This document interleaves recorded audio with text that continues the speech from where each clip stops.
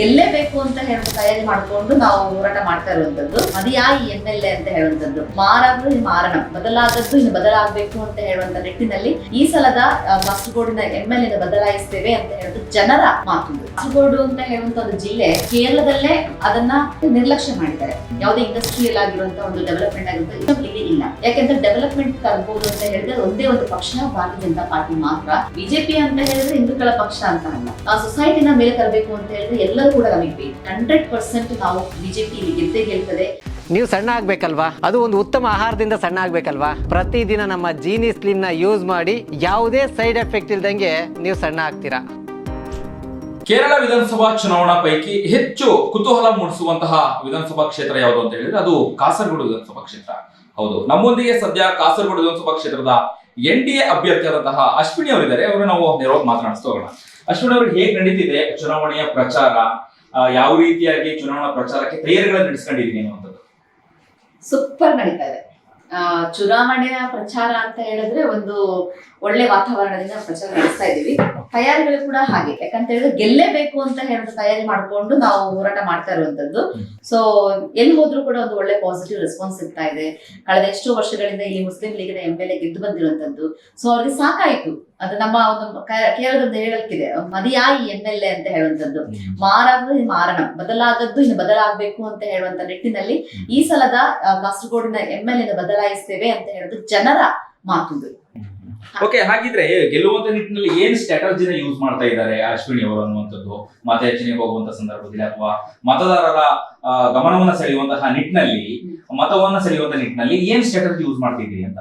Development ಸ್ಟ್ರಾಟಜಿಗಳೇನಿಲ್ಲ. Because ನಮ್ ಕಾಸರಗೋಡು ಅಂತ ಹೇಳುವಂತ ಒಂದು ಜಿಲ್ಲೆ ಕೇರಳದಲ್ಲೇ ಅದನ್ನ ಏನ್ ಮಾಡಿದ್ದಾರೆ ಅಂತ ನಿರ್ಲಕ್ಷ್ಯ ಮಾಡಿದ್ದಾರೆ. ಇಲ್ಲಿ ಎತ್ಲ ಕಡೆ ಕರ್ನಾಟಕಕ್ಕೂ ಬೇಡ, ಇತ್ಲ ಕಡೆ ಕೇರಳಕ್ಕೂ ಬೇಡ ಅಂತ ಹೇಳುವಂತದ್ದು. ಇಲ್ಲಿ ನಾವೊಂದು ಗಡಿನಾಡ ಕನ್ನಡಿಗರು ಒಂದು ಮತ್ತೆ ನಮ್ಗೆ ಇಲ್ಲಿ ಯಾವುದೇ ರೀತಿಯಂತ ಮೂಲಭೂತ ಸೌಲಭ್ಯಗಳಿಲ್ಲ. ಎಜುಕೇಶನ್ ಸಿಸ್ಟಮ್ ಆಗಿರ್ಬೋದು, ಮೆಡಿಕಲ್ ಸಿಸ್ಟಮ್ ಆಗಿರ್ಬೋದು, ಜಾಬ್ಗಳಾಗಿರ್ಬೋದು, ಎಲ್ಲವೂ ಕೂಡ ಪಕ್ಕದ ರಾಜ್ಯದಂತಹ ಕರ್ನಾಟಕವನ್ನು ಆಶ್ರಯ ಮಾಡುವಂತದ್ದು. ನಮ್ಮ ಮಕ್ಕಳು ಬೆಳಿಗ್ಗೆ ಎದ್ದು ಓದ್ಲಿಕ್ಕೆ ಬೇಕಾಗಿ ಟ್ರೈನ್ ಬಸ್ ಹಿಡ್ಕೊಂಡು ಮಂಗಳೂರು ಹೋಗ್ತಾರೆ. ಏನಾದ್ರೂ ಮತ್ತೆ ಹೈಯರ್ ಟ್ರೀಟ್ಮೆಂಟ್ ಬೇಕು ಅಂತ ಹೇಳಿದ್ರೆ ಮತ್ತೆ ನಾವು ಮಂಗಳೂರಿಗೆ ಹೋಗ್ಬೇಕಾಗತ್ತೆ.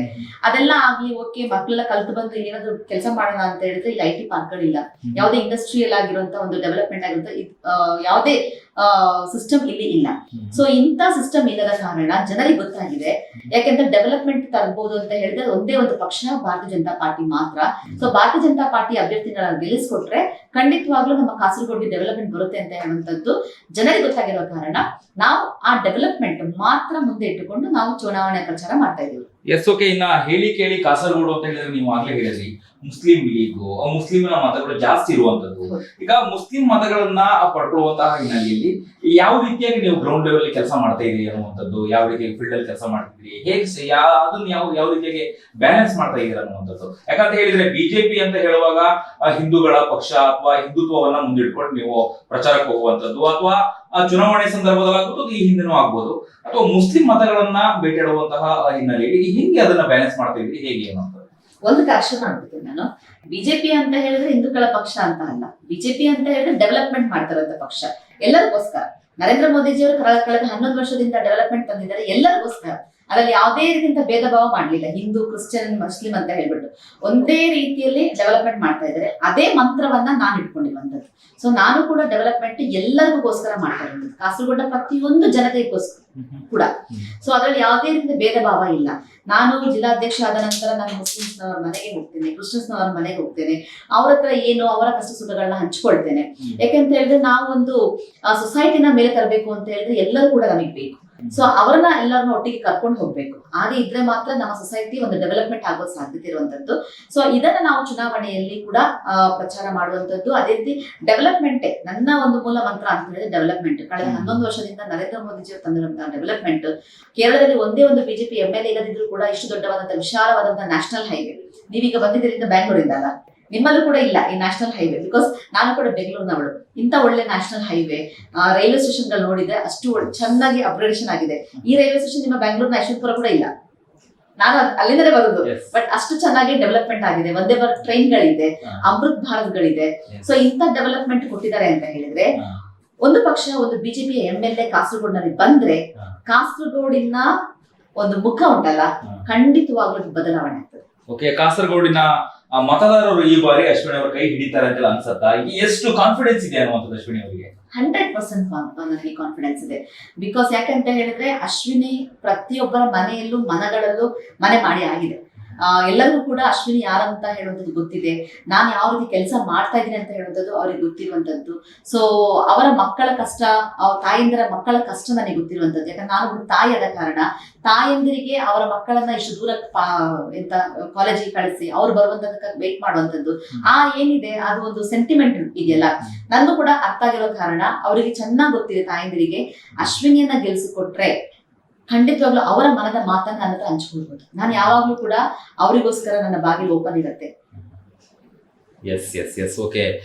ಇನ್ನ ಪ್ರಚಾರ ಮಾಡುವಂತ ಹಿನ್ನೆಲೆ ಸ್ಟಾರ್ ಪ್ರಚಾರಕ್ಕೆ ಯಾರನ್ನಾದ್ರೂ ಕರೆಸ್ತಾ ಇದ್ದೀರಾ ಅಥವಾ ಬಿಜೆಪಿಯ ಹಿರಿಯ ಮುಖಂಡರು ಬರುವಂತಹ ಏನಾದ್ರು ಸೂಚನೆಗಳು ಇದೆಯಾ? ಅದು ಹೆಂಗ್ ಪ್ಲಾನ್ ಮಾಡ್ಕೊಂಡಿದ್ರಿ ಏನು ಅನ್ನುವಂಥದ್ದು ಕ್ಯಾಂಪೇನ್ ಗಳನ್ನ, ಅಥವಾ ನೀವು ಒಂದು ಕಡೆ ಅಥವಾ ಅಭ್ಯರ್ಥಿಗಳ ಪರವಾಗಿ ನಿಮ್ಮ ಕಾರ್ಯಕರ್ತರು ಬೆಂಬಲಿಗರು ಪ್ರಚಾರ ಮಾಡುವಂಥದ್ದು ರೂಟ್ ಮ್ಯಾಪ್ ಅನ್ನು ಮಾಡ್ಕೊಂಡಿದ್ರಿ, ಹೆಂಗ್ ಮಾಡ್ಕೊಂಡಿದ್ದೀರಾ ಅದನ್ನ ಅನ್ನುವಂಥದ್ದು?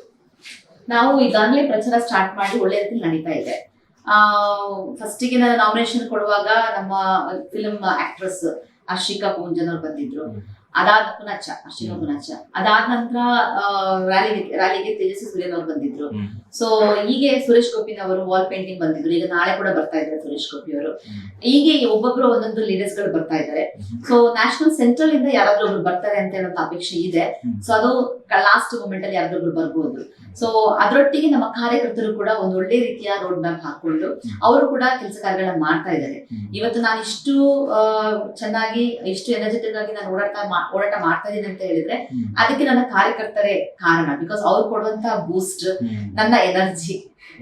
ಸೊ ಈ ರೀತಿನಲ್ಲಿ ನಾವು ಪ್ರಚಾರ ಮಾಡ್ತಾ ಇದ್ದೇವೆ. Yes okay. ಒಂದ್ ವೇಳೆ ಅಶ್ವಿನಿ ಗೌಡ ಅವರು ವಿನ್ ಆದ್ರು ಯಾವ ಕೆಲಸ ಫಸ್ಟ್ ಕೈಗೆ ಎತ್ಕೊಂತಾರೆ ಅನ್ನುವಂಥದ್ದು? ಯಾಕಂತಂದ್ರೆ ಒಳ್ಳೆ ಹುಮ್ಮಸ್ಸಿನಿಂದ ಹುರುಪಿನಿಂದ ಹೇಳಿದ್ರಿ, ಕಾರ್ಯಕರ್ತರ ಬೂಸ್ಟ್ ನನಗೆ ಇನ್ನಷ್ಟು ಹುಮ್ಮಸ್ ಇದೆ ಅಂತ ಹೇಳಿದ್ರಿ. ಗೆದ್ದ ನಂತರದಲ್ಲಿ ಯಾವ ಕೆಲಸ ಫಸ್ಟ್ ನೀವು ಎತ್ಕೊಳ್ತೀರಿ ಅನ್ನುವಂಥದ್ದು?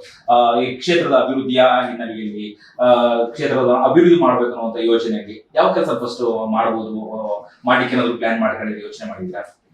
ಎಜುಕೇಶನ್ ಸಿಸ್ಟಮ್ ನ ಇಂಪ್ರೂವ್ಮೆಂಟ್ ಮಾಡಬೇಕು ಅಂತ ಹೇಳಿ ಪ್ಲಾನ್ ಮಾಡ್ಕೊಂಡಿದ್ದೀನಿ. ಅದೇ ರೀತಿ ಮೆಡಿಕಲ್ ಸಿಸ್ಟಮ್ ನ ನಮಗೆ ಇದೇ ಬೇಕಾಗಿರುವಂತದ್ದು. ಅದೇ ರೀತಿ ಇಲ್ಲಿ 11,000 ಎಕರೆ ಜಾಗ ಕಾಸರಗೋಡು ಜಿಲ್ಲೆನಲ್ಲಿ ಡೆಡ್ ಆಗಿ ಬಿದ್ದಿರುವಂತದ್ದು.